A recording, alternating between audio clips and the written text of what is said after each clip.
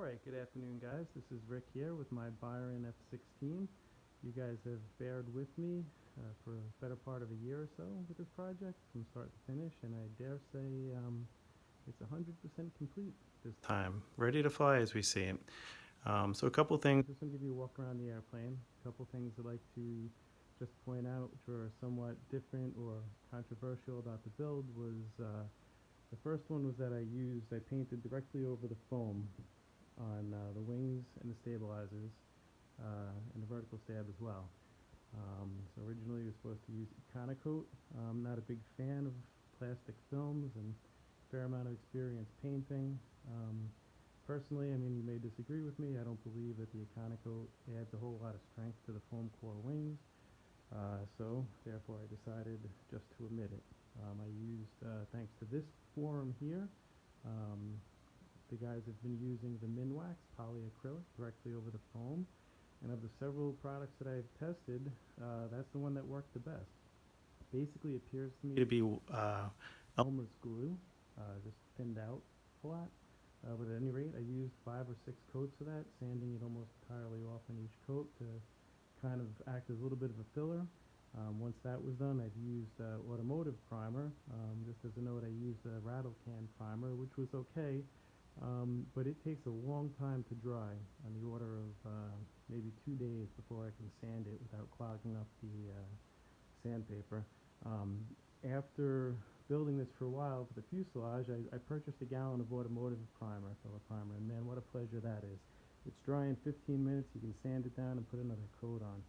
So I'll be using that, but it's more difficult to use. You've got to have a spray gun, you have to clean the gun. So there's a trade-off there. But both products seem to work very well.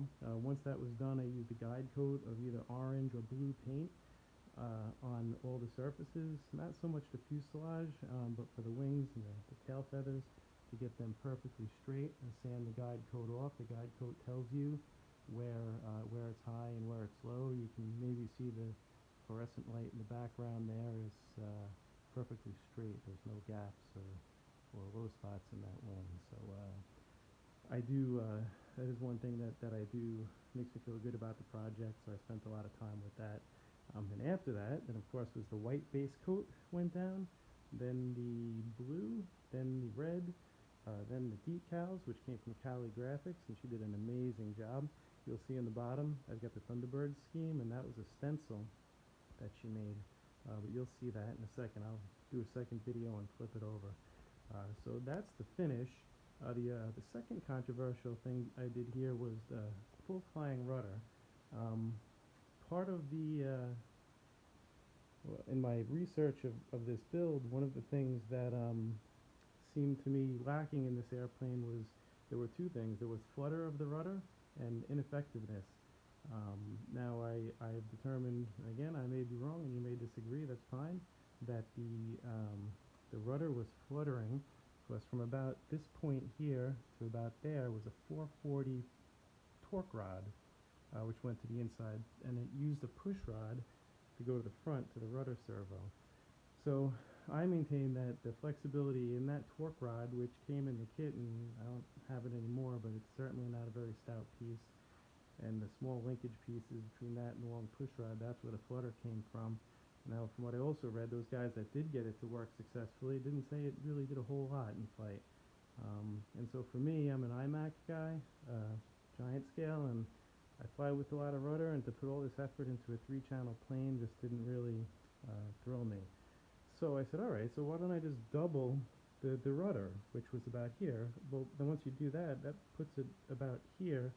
It doesn't leave much vertical fin to give it strength, and it's on the other side. There's some kind of a stiffener in there in the back of the rudder. So I said, well then, heck, I'll just make the whole thing rotating. So I used a 3/8 carbon fiber rod and socket that goes through to under the thrust tube here. The servo is right here in the bottom and is direct linkage pull-pull. It's a high torque servo. Guys, I can pretty much feel confident that we won't get any flutter there. You know, there was some issues about having some control issues with overthrow or so forth, but we'll take it easy and we'll see how that goes. I think we should be fairly successful there. So that pretty much covers the top side of the plane. Well, let me just open the radio compartment here, and this was the cause for about 2 months worth of delay in here. So in here is the balance of the radio components. So there's a control box 200. Now I wouldn't have went this complicated with this airplane, but I unfortunately needed a lot of nose weight because there's two elevator servos, a rudder servo, and then the two aileron servos behind the CG. And unfortunately, I had quite a bit of weight up front. Now I may want to change that, but I think we can give it a shot flying it the way it is here.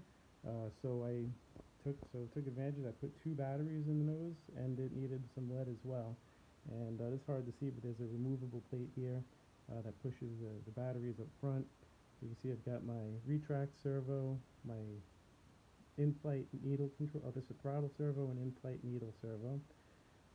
So since I had two batteries, I figured I might as well get some redundancy, and this was the unit that I blew up. When I wired these two batteries, I was getting excited. It was late one night. I had one of the polarities backwards, and when I plugged them both in and turned on the unit, everything kind of went up in smoke there. So that one's still had to go back to Czechoslovakia to be repaired, and it should be back soon, but I don't want to wait anymore, so I bought another one, and I can use that in another airplane, so that's fine. I've got two receivers in here. My transmitter has two primary 2.4 gigahertz units in it.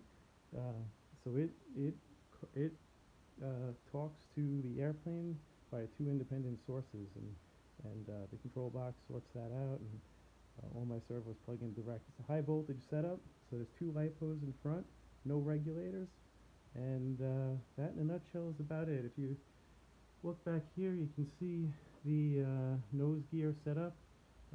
I updated some of the components, but the idea is pretty much the same as Byron had. So I did try as much as I could to stick to what those guys had there. But let me move on to the bottom, and we'll shoot a video too. Thanks.